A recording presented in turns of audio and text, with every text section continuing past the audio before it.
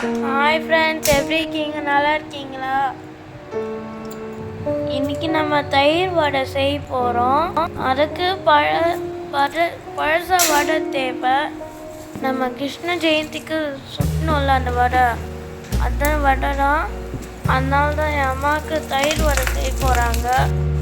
டேடிக்கு first இந்த தயிர் தாளிச்சணும். அந்த வடை பாயில் பண்ணது, அது சுடு தண்ணி வச்சுக்கோங்க. இந்த தயிர் இருக்குல்ல, இப்போ நல்லா மிக்ஸ் பண்ணிக்கோங்க. மிக்ஸ் பண்ணி உப்பு போட்டுக்கோங்க.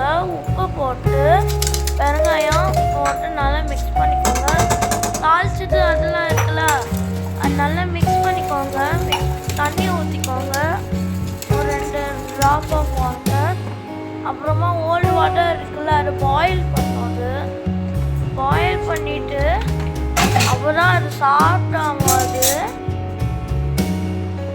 1 நேரம் இதை பாயில் பண்ணி வைங்க, எடுத்துக்கோங்க.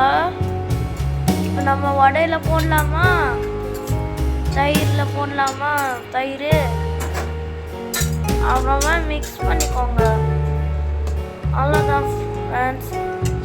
இப்போ சர்வ் பண்ணிவிட்டு சாப்பிடலாம். ஸோ ஃப்ரெண்ட்ஸ், சப்ஸ்கிரைப் பண்ணுங்கள், லைக் பண்ணுங்கள், டிஸ்கிரைப் பண்ணுங்கள், பெல் பண்ணுங்கள், ஷேர் பண்ணுங்கள், கமெண்ட் பண்ணுங்கள், லிங்க் கொடுங்க.